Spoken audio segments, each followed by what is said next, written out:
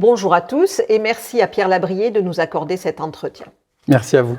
En octobre dernier, tu as été désigné chef de file pour les élections législatives sur la seconde circonscription par les communistes. Une circonscription qui comprend notamment Visil, Échirolles et Saint-Martin-d'Hères. Pour ceux qui ne te connaîtraient pas, tu es adjoint au maire d'Échirolles, conseiller délégué à la recherche et à l'enseignement supérieur au sein de l'exécutif métropolitain, père de 2 enfants, tu travailles actuellement dans l'édition après avoir débuté dans le bâtiment pour payer tes études et enchaîné avec divers emplois, notamment dans le journalisme.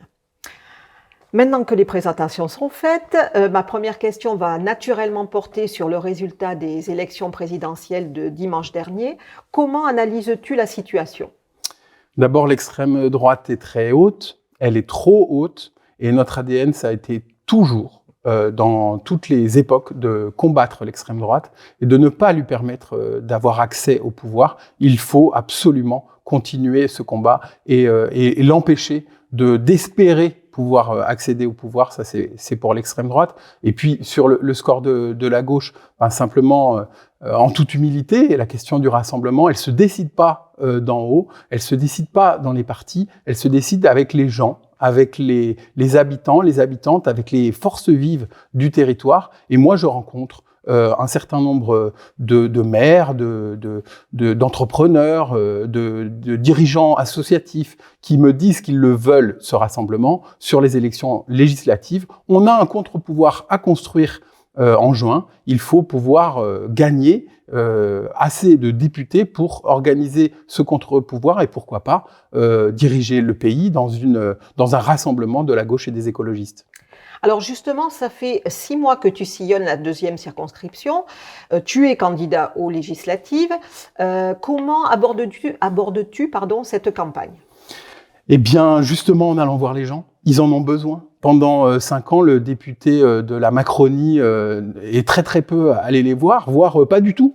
C'est ce que me disent les maires, c'est ce que me disent les dirigeants associatifs dont j'ai parlé tout à l'heure, qui ne le voient pas assez. Donc la campagne, c'est aller auprès des gens, les écouter, à avoir leurs besoins en tête pour les faire remonter au niveau national à l'Assemblée nationale. Voilà, c'est une campagne de terrain et qui se passe bien au sens où on me dit « Ah, enfin quelqu'un qui vient nous écouter et voir quels sont nos problèmes ou voir quelles sont nos réussites aussi, parce que ce territoire est riche de ressources en jeunesse, en emploi. Il y a aussi la question des transports qui est très prégnante sur ce territoire. » Alors, pour conclure, quelles sont les 3 propositions phares que tu souhaiterais porter en tant que député du territoire ?